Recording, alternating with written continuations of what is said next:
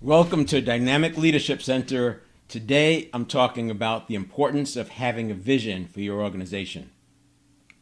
When we talk about high performance in organizations, we often focus on strategy, execution, and results. But beneath all of that, the foundation for success is culture. And culture, more than anything else, is shaped by vision. Culture isn't just an abstract concept. It's the environment in which people work. Think about this. Just as a human's internal environment is the external environment for their selves, an organization's internal culture is the external environment for its employees. In the same way that unhealthy habits can lead to toxicity within the body, an organization can develop patterns of behavior that create a toxic work environment. And just like people who stay in toxic relationships for far longer than they should, employees often stay in toxic workplaces even when they know it's not serving them. That hurts both the employees and the organization. I often hear leaders say, "I can't do much about culture."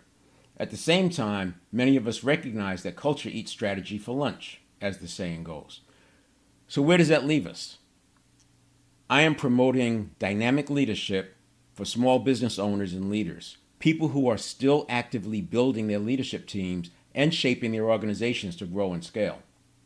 As a small business owner, you are in a position to design, foster, and reinforce a culture that serves your vision. You have an opportunity to be intentional rather than reactive. Either way, a culture will evolve, and culture, like belief systems, will override willpower and intention. The right culture enables teams to achieve results beyond what seems possible. Without it, no strategy, no matter how well crafted, will succeed long term. A great example of how culture influences performance is the comfort zone.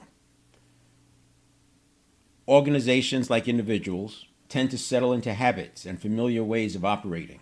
Over time, these patterns become ingrained, and breaking out of them can seem impossible, similar to how humans have challenges breaking habits. Why? Because beliefs, values, and attitudes reinforce the comfort zone as the safe and familiar place to be, even when it's holding the organization back, and people know that it's holding the organization back. So how do we move beyond that? The answer starts with vision. Just as individuals need purpose to become the best version of themselves, organizations need a compelling vision to unite people towards something bigger than any one individual. A shared vision creates alignment. It clarifies roles. It reduces friction.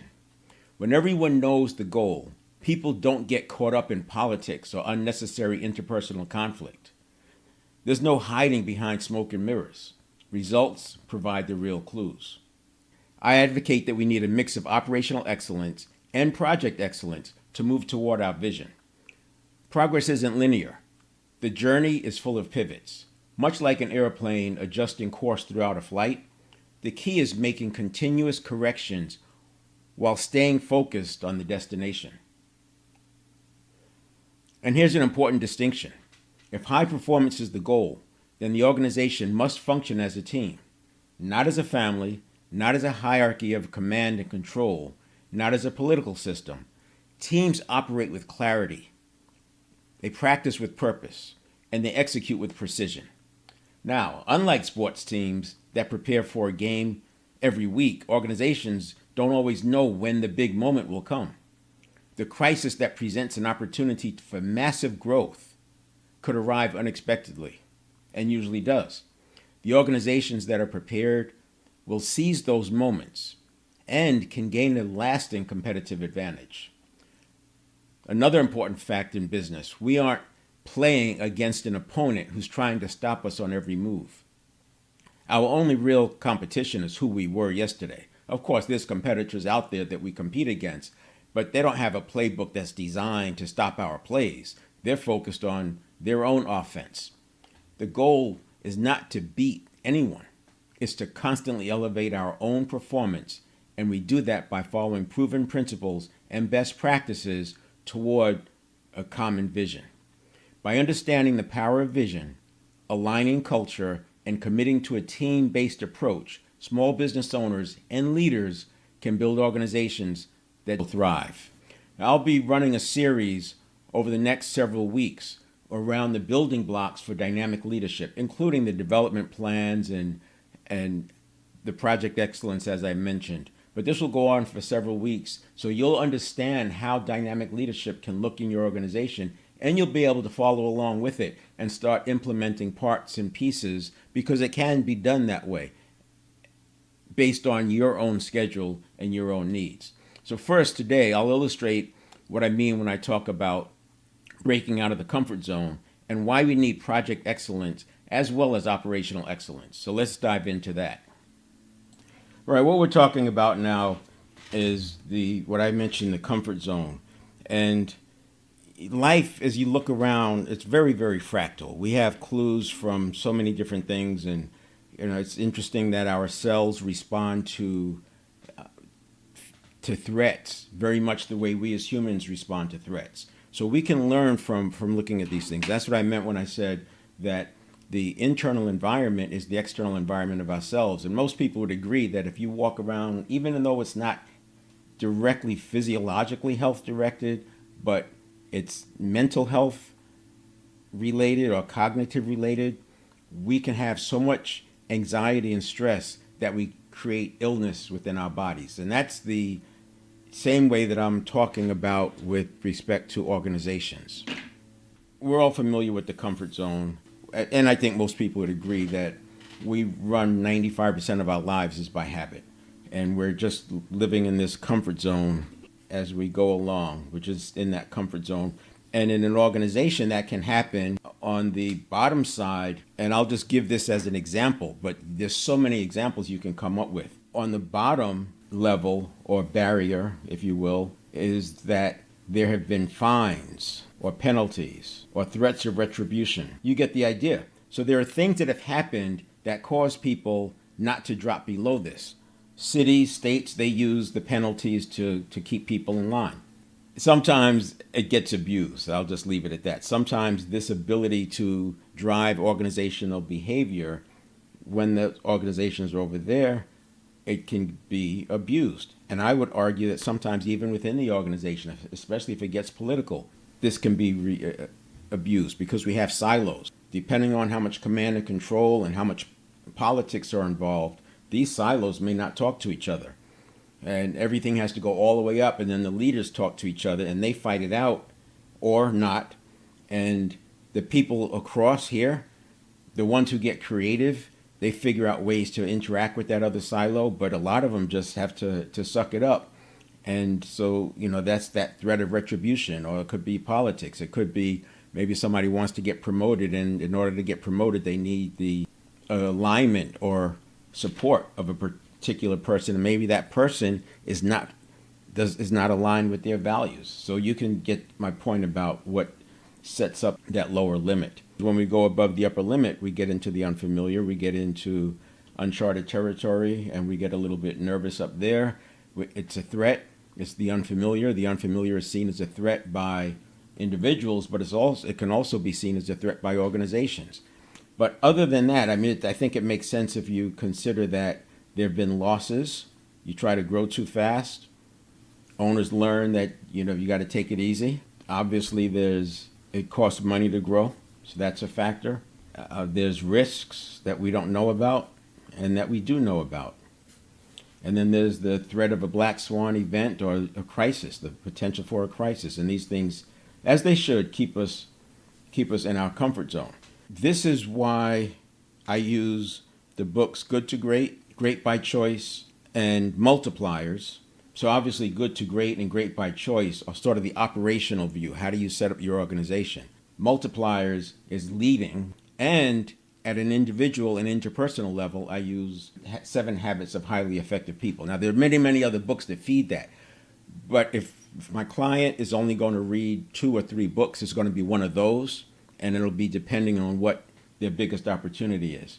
And then you can always add the other ones in as you go. The other thing I'll say about dynamic leadership is that it's not something that's just being created. Dynamic leadership has been around for a long time, but there's not a lot of structure like you would have with command and control or with servant leadership with a lot of rules, so to speak.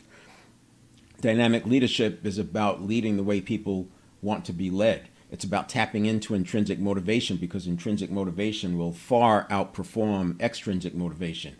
But each person is different, so it's difficult for a university to come up with a statement, a set of statements that says this is how you're supposed to lead people.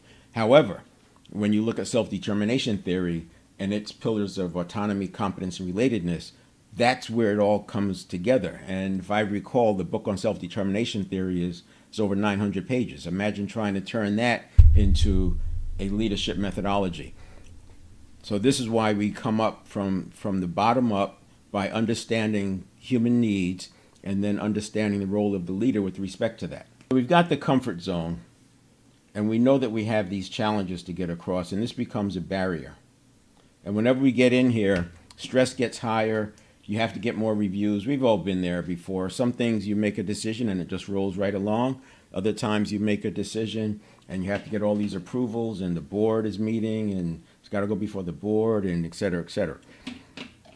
What we want to do, though, is how we probably thought about it when we started the business in the first place. Remember, I'm talking to small business owners, and we didn't expect to just go along with the herd. We didn't expect everybody to just be operating like that, and there's a slight upward bias towards these lines. We actually thought we would do something like this. But stuff happens, and anybody who's in business understands that there's always something that happens. There are many things that come up. For example, a organization with less than $1 million is very different than an organization doing more than $1 million in revenue. An organization doing $1 million in revenue is much different than an organization doing $20 or $30 million in revenue. And you know, you're running from 8 to 10 employees on the $1 million, which can be run by one person, right? Span of control. And now you're at 30, 40, 50 employees. You have a leadership team. And each one of these levels of complexity requires a different approach from the leader. And as humans, we're creatures of habit. We like to do what worked in the past. And what worked in the past is not what you need when you cross that threshold of $1 million to $1.5 million in revenue. What worked in the past could be the exact opposite what you need. So when we start thinking about these risks and potential for crisis and the losses that we've had, and you can just keep listing this out, what we want to do is recognize that some of these may only have applied when we were under $1 million in revenue. Although there are going to be new ones that show up when we get to $20 million in revenue. So back to this. Here's what we're doing. Here's what we're talking about. Taking small businesses. Now let's say this is the projection. We don't know that this is where you are. You're back here. We don't know what your actual results are going to be. We hope they're this. We hope we have this projection. But when you look around and you look at how many businesses fail within 5 years, and you look how many businesses struggle, you recognize that, you know what? Maybe I better have a plan.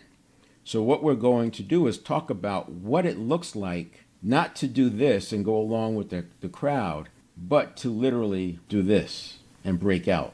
Now, this breaking out has a few things. And by the way, everybody doesn't have the luxury of being brand new in business, right? Some people are looking down through this tunnel, and they're wondering if the light at the end is a train that's coming or really the end of the tunnel. They have to figure out, in fact, there's probably more people who have to figure out how to break out than people who are starting out, because there are, obviously so many businesses. Now, one of the things I want to show on this slide is, so when we decide to make that shift, and let's say, we've read the books, we've gone to the seminars, we've hired the consultants, and we're doing the things. I talk about culture. Culture is a big factor. But what's going to happen first is that your lows will get higher. Now, what's nice about business is that you can have exponential results. Everything is not linear. You can have exponential results. But in the beginning, you may feel like it's a whole lot of work to get a little bit of nothing. But you have to stay with it. And eventually, you will be able to break out. The challenge comes because when you break out, you're instantly faced with new problems. And you can't have a breakthrough without a break from the past. And so as we're heading for this breakthrough, we will probably experience some more of this. Now, some people are fortunate and they can blast right through, and especially if they're riding the wave of a huge major shift and they caught it right. But for every one of the companies who's doing that, there's dozens of others who didn't make it. Look at the dot-com bubble, 1999, 2000, 2001. That period of time, there were so many companies coming online for the internet, and how many actually made it to, using Jim Collins' work, good to great, let alone great by choice. Same thing is going on in a way with artificial intelligence. So many companies are jumping in on that bandwagon because it makes sense. But there's only going to be a few who really make a difference once the smoke clears. And so that's all the noise that happens up here. And this is going to be a lot of noise as you go through. But eventually you break through. And that's what we want to talk about. We want to talk about when you break through, and we want to stay there. We don't want to come back. So this part here is Jim Collins' good to great. You're good and you're doing well, and then we become great. And in Jim Collins' work, it was 15 years. So you break out and you get results that are a certain level above your peer group, what do you call the comparison companies, and you held that trend for 15 years. So this is not a flash in the pan, Johnny come lately thing. This is, we made the shift and we're going. And he talked about level 5 leadership, and there are other different factors that came into play. The hedgehog concept, keeping it simple, the flywheel concept, that every day you come in and you give that flywheel a turn. So, and these are some of the factors that were present in the companies that made that leap from good to great. And that's to me is the playbook for you. We talk about teams. Teams have a playbook. You may not have a playbook because you're making this up as you go, but why argue with great results when you have that much behind a work like Good to Great? And because he used public companies, he was able to gather information, reams and reams of information. And then what's nice about the follow-on book, Great by Choice, is some of those great Good to Great companies did not survive the economic crisis 2006, 7, 8. And then Great by Choice took a look at the companies that didn't succumb. So there are companies that failed during that crisis that were in the Good to Great companies.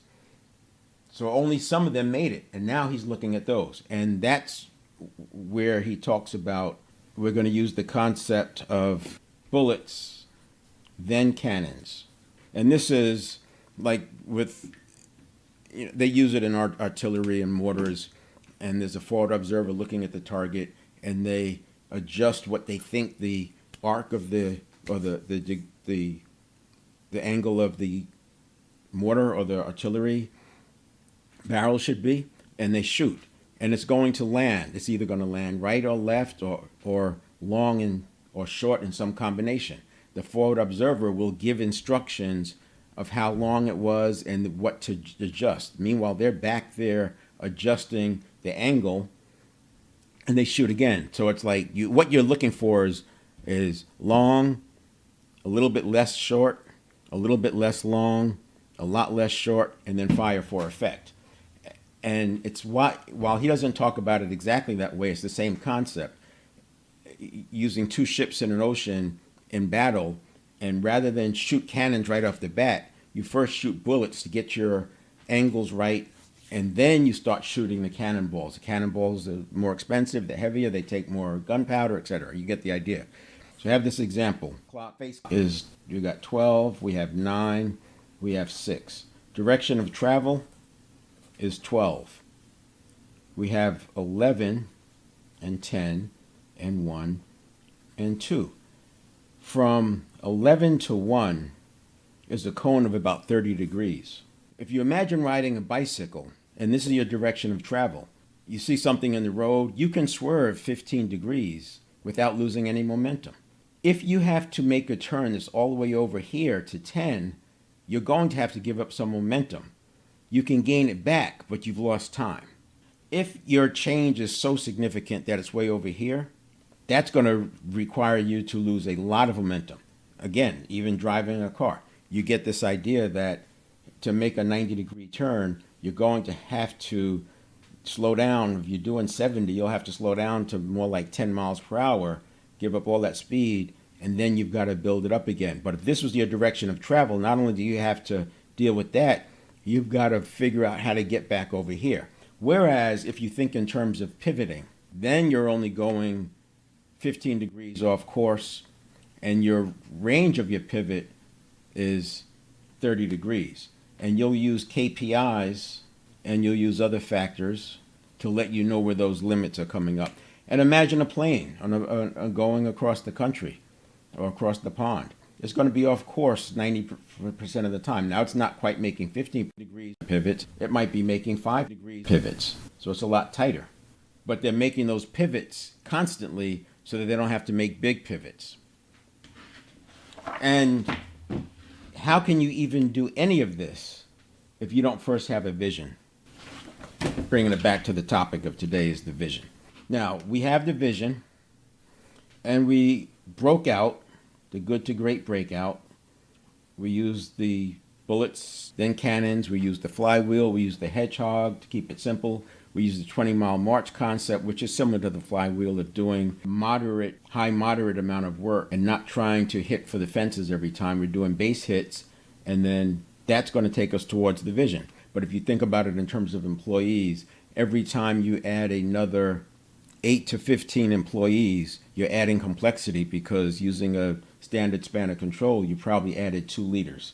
And each time you add more leaders, your leadership team is changing, the dynamics change. On this journey up here, we're going to need some operational and some pivots. We're going to find that in order to maintain this trajectory, we're going to have to make some changes in the organization. This is a pivot. This is a project. This is project work. And then we're going to run that out operationally, and it's going to drop down a little bit. We may lose a little bit, and then we have to pivot. We maybe go outside of that line a little bit, and that gets our KPIs kicking off and telling us, hey, you got to switch up, change gears, different opportunities. This is why you need the operational excellence. We don't want to lose too much. And there's entropy we're fighting against. That's why I have it going down. There's always entropy that we're fighting against. And there's internal pressures, external pressures. But we're going to keep running these pivots followed by operational excellence. Now, how do we know when we're coming to these lines? That's where you consultants is your KPIs. You're going to look at some historicals, but you should also look at other factors. As Alex Chaffrin does some good work around this topic. Join mastermind groups. Ideally, a mastermind that has organizations who are a little bit lower than you, which you can help, but organizations that are a little bit larger than you that can help you. And what we're dealing with is we have to avoid the shiny things, right? You go chasing shiny things, we know where that can land. And we've got to watch out chasing just any random opportunities. And this is easier to do when you have a vision, because either it's aligned with your vision or it's not. Now, the other thing we have to worry about is VUCA, volatility, uncertainty, complexity, and ambiguity. And we have threats every day. And we have people, challenges. We have an organization. There's going to be noise on both sides. There's noise over here. There's noise over here. And these things all make it very difficult to stay the course. And this is why you need principles, best practices, and that's why I go with dynamic leadership. That's why I use the guidelines from good to great and great by choice, because it helps us to do that. But to the topic we're talking about is vision. So I don't want to lose sight of that. This is why the vision is so important. And even as a small business owner, getting investors coming in to help you out, you're going to end up having to add a board. They're going to, at some point, you will have to have a board. And in the early days, the board might be to help you grow. But once your value gets to be a certain amount, that focus is going to shift to governance. I would argue the same way that, yes, you need a balance sheet, income statement, cash flow statement, etc. You need a CPA. But I would argue that as a small business owner, you should also be looking at getting managerial accounting as well, because the accountant is there to provide the framework to pay taxes. they're not necessarily designed to help you grow your business profitably. That's where the managerial accounting can. So similar to the way I talk about managerial accounting vis-a-vis accounting, I also talk about a board the same way. If you wait until you're told to have a board for governance, I think you've missed a lot of opportunities. I think small business owners, and it may not seem like a board, it may not function like a board if you look from the outside in, but you're using them as mentors. You're using them as guides. Some people do it with, like I said, communities and masterminds. But you want people who can help you see around corners. You want people to challenge you. Remember, what worked from 0 to $1 million or 2 million is not going to work, for the most part, from 2 million to 4 million in revenue, and on and on and on. So you need somebody to see around the corners. And it doesn't always take a mentor, somebody who's done it before. It takes somebody who's a student of the game and can ask you the right questions and can hear when you are talking out of your past associations or when you're talking out of your fears and worries versus your vision. They can also challenge you as to, are you really doing that for your vision, or is this something that's convenient? Hearing those decisions of convenience pop up. All of that gets into play, but it's hard to do it if you don't first have a vision. Another reason why we need a vision is because you are going to need a leadership team. And my opinion is that the majority of small business owners wait too long to put a leadership team in place.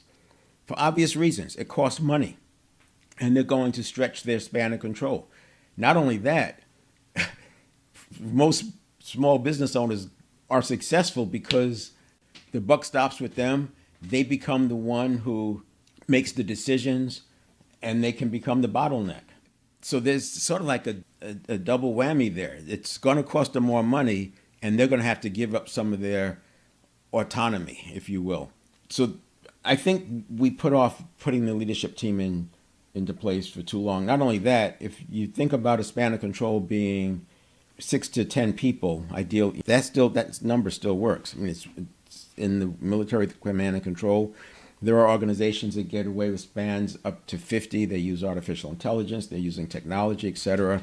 But in terms of leading, in terms of making a difference as a leader, I would say keep gravitating towards that 8 range. When I talk about spans like this, I'm talking about the leadership team.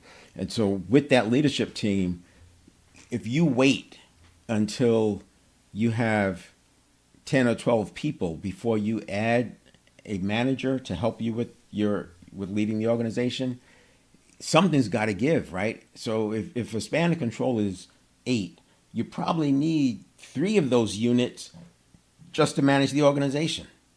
So maybe the leaders, I can't tell you what the exact answer is. Maybe the leaders' owner's span of control should only be around 5 because they need those other 3 attention units. And you can see what happens. The result is that people are working 17, 16-hour days on and on and on, not taking vacation, and you can go on and on with that. So we got to put a leadership team in place. Another challenge that happens when companies decide to add leaders is that they add them based on what's needed at the time.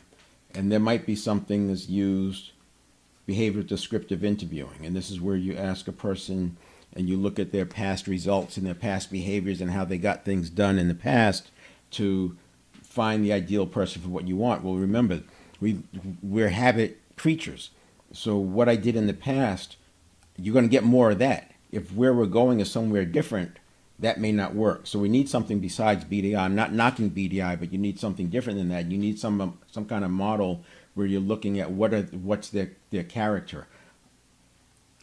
I think that we also need to be looking at beliefs, values, and attitudes. But again, it's hard to do this if you don't have a vision. One of the responsibilities that this first person will have will no doubt be to help you with managing the people who will soon be under this leader.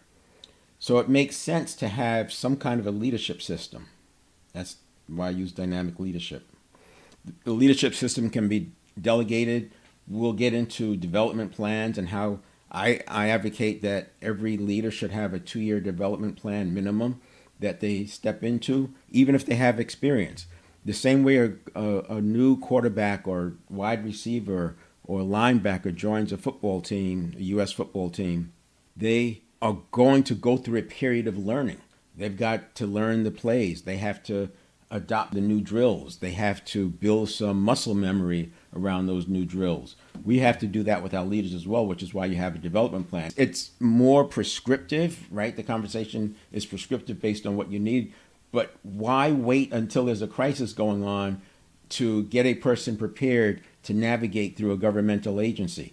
As the owner, you have to navigate through governmental agencies. Why not delegate some of that to the leader and turn it into a development plan? That's the approach we'll take. It's out of scope for today. And the other thing is these folks will have to do pivots and projects. They won't do them themselves. They'll oversee them. It's what I call project leadership versus project management. You can hire a project manager. You can hire a project manager on Fiverr and Upwork and have them come in and manage a project. And that's not a bad thing to do. They don't have to be an employee to manage a project, because project management is a methodology. There's certifications and there's a common language, but they still need leadership. So I talk about project leadership. If you're an owner who thinks you can have your hands on every single step of the way, you can't do it. You've got to delegate responsibility. And here's where I'll talk about dynamic leadership being on a continuum between command and control and servant leadership. One of the reasons, in my opinion, and I trained as an Army Ranger, I trained with Navy SEALs, completed Ranger School, Airborne School, had nuclear weapons capability. I was the guy who had the nuclear weapons in one of my units. The military is very good at creating leaders because they put the lowest level people in command of something. Everybody's commanding something or has the opportunity to command something if you're getting results. And so a squad leader in a platoon, they have 6 to 8, maybe 10 people that they're responsible for. They are in command of that squad. Somebody gets hurt, they're interacting with them at the hospital. They're interacting with the family members. And there's always the potential to get relieved if you do a poor job. But if you get relieved, it's not like you get kicked out of the organization. You just lose command, that command position, and you can come back and get a chance to do it again. You hear it in the news, so-and-so lost command of a naval ship, what have you. That happens at the lowest levels. And this is why they create good leaders, because these are not managers, they are leaders. No one is telling them what to say to the doctor when they go visit their soldier in the hospital. They're figuring it out. They have some best practices, but they're leading. They know where their curbs are. They know when they need to call their platoon sergeant or when they need to call their platoon leader. But they are making the decisions as they go. They're getting the black eyes. We'll talk about this when we get into the development plans, how you can build this on-ramp. And it's a low-threat environment. You're letting people learn how to lead in low-risk environments. When you start looking at leaders and you start to make the distinction between, are they really a leader or are they just a manager? There are many, many people who have a leader title, but they're waiting to be told what to do. There's a big difference. And we want to develop leaders for the leadership team. And it starts with the owner who has to have the vision. When these people are doing projects or when they're leading parts of the organization, and they're away from the owner or the CEO for weeks, months, sometimes quarters at a time, they have to have something to follow. And that's where the vision comes from. So we need to have a vision very, very early on. And a vision is not something you're going to form with hundreds of people. It's going to be you as the owner or you as the CEO with maybe 2 or 3 trusted advisors to help you come up with that vision statement. And you might tweak it along the way, but it's going to be something that's aspirational. It may not even be realistic. It's plausible, and that's why it becomes bigger than yourself. And this is how we tap into the intrinsic motivation of people. When you start hiring based on beliefs, values, and attitudes, you can get some of that to see how do they respond to this vision. Does this vision make sense to them? The same way a person who has purpose can do what seems to be impossible, organizations with a vision can do the same. Now, on the other side of it, servant leadership, And you see this happening in organizations, especially with the high-performing salespeople. We tend to adopt a servant leadership kind of an approach for them because we want to give them the support that they need. But there still has to be hard stop guidelines in place, or you end up with just chaos. And we've seen organizations where the top performers get to do whatever they want to do. They get to say whatever they want to say, and it creates a toxic environment. There's examples of organizations who they've taken out the top salesperson and everybody's results goes up. It's not just because there's more available, but it's because people are now able to actually function and they're not so dealing with toxicity all the time. I talked a little bit about crisis. We don't know when that next crisis is going to happen. And I don't care which one you come up with, whether it's the pandemic, the 2008 crisis, the market crash. The one that was sort of predictable was the dot-com bubble. But you go back before that, we had the Gulf Wars, we had the crash of '87, had a very, very low predictability rate. The Great Depression in the U.S., very few people, if any, are on record as saying, yeah, they predicted that. The next big thing that happens, it won't be predictable either. It's just the way it is. And you can't look to the past to figure out how big the next thing is going to be, because the next thing is probably going to be bigger than what it was in the past. There's an interesting thing with you've heard of 100-year floods and 100-year this, 100-year that. It's interesting that this is not, and I got this out of the book Same as Ever by Kousel, Kousel. And he said that a 100-year event doesn't mean that it happens 100 years. It means that it has a 1% chance of happening in any year. That's a big difference. So you could actually have 100 different 100-year events, which means in any given year, you have a 100% chance of having a 100-year event happen. Just something to wrap your head around. The bigger point is this. When you have a vision, you can reject opportunities and you can double down on opportunities because you know where your vision is. I saw something that Jeff Bezos with Amazon, he said, a lot of people ask about what's likely to change. He said very few people ask what's going to stay the same. And his point was that he knows he's banking on customers always wanting low-cost, fast shipping. So that's where he's going to invest his money. And in the U.S., you see the Amazon trucks driving around. You see the warehouses. Warehouses are all over the place. He's investing in low-cost, fast shipping because he knows people are always going to want that. It doesn't matter what VUCA says. It doesn't matter how many changes happen. It doesn't matter what AI does. Consumers will always want fast, low-cost shipping.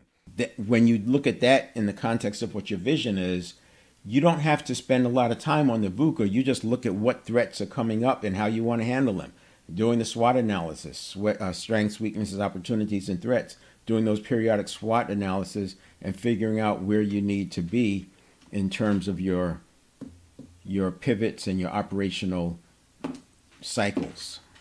I remember in the 2008 crisis, if I recall, Apple was trading, and I could look this up, it's easy to do, but I just off the top of my head, Apple was probably trading close to $200, up there with Goldman Sachs. Goldman Sachs was, if I recall, like $180. It ended up going down to $75. It went down to $120 initially, and then it took another drop down to $70, but it didn't stay there very long. But Apple, if I recall right, Apple went down to $7. Ford was at $5. Apple was $7. But there was so much fear around and so much uncertainty, and nobody knew what was going on, and there was so much misinformation online, and you had people doing the unthinkable because it was just chaos, and you couldn't tell who to believe, and there was conflicting, and then it was political, and so very few people took advantage of Apple at that $7. I can tell you that. I bring it up to show you how big these big resets can be, and imagine having just a little bit of dry powder when that happens. Same thing with the pandemic. That big correction, that recession that occurred after that had opportunities as well. Artificial intelligence has opportunities, but there's no book that you can go to that says, here's what to do when artificial intelligence gets to this point, because we're making it up as we go. We don't know. But that's why you have a vision, and that's why you have development plans, because your people are prepared.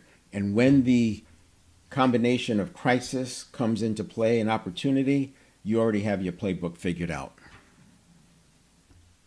The other reason why we want to start hiring a leadership team early is because you want the flexibility to say no to some people. You do not want to be in a situation where you have to hire the person who's in front of you. You want to be able to hold out. And yes, it's going to cost you some more money, but look at it like this. If you hire a person 18 months earlier than you needed them, and you have an organization that has project excellence as well as operational excellence, there are going to be things that extra capacity can work on in the organization. It's not like they're not going to be doing anything. They're going to be sharing some of that leadership responsibility, even if it means cross-functional. They could do some cross-functional learning by leading some employees from a different team.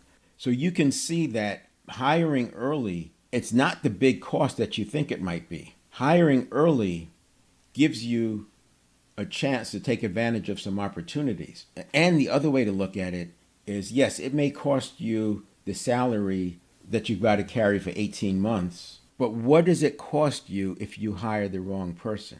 How long does it take to deselect that person? You've got to go through performance management, and you've got to go through these steps. It's probably going to be some cost associated with it. So you can have a much higher cost, but worse, it's hanging on to the people that you never should have hired and what that's costing your organization. So yes, I would front end some of that cost and do it in a way that you're building slower but early, and it works out. The other thing to think about is most organizations are going to have somewhere around 10 to 15% turnover every year. It's not that big a deal if you hire somebody a little bit early, because you're probably going to end up losing one or two people. Now, they may not be enough to fund the salary, but you can use that to kind of morph and change and adjust the organization. Remember, at $2 million, your organization is very different than it needs to be at $4 million or $5 million revenue. So you use that extra capacity to morph into that new structure or new view that you need to be. I'm going to leave it there. Next week, we'll continue on vision. I'm going to continue on vision a little bit, but I'm going to focus more on creating the culture, because that gets into the leadership style. When you look at leaders being multipliers or diminishers, when you look at level 5 leadership versus the other types of leadership that are pointed out in the book, Good to Great. This is the soft stuff. And I maintain that the hard stuff is easy, the soft stuff is hard. There are books and books and books written on how to do the hard stuff. Hard stuff is easy, and the soft stuff is what we tend to avoid. And the soft stuff, in my opinion, is why we have people with leadership titles waiting to be told what to do, which is making them managers. So next week we'll pick up with the culture piece, and we'll see you then.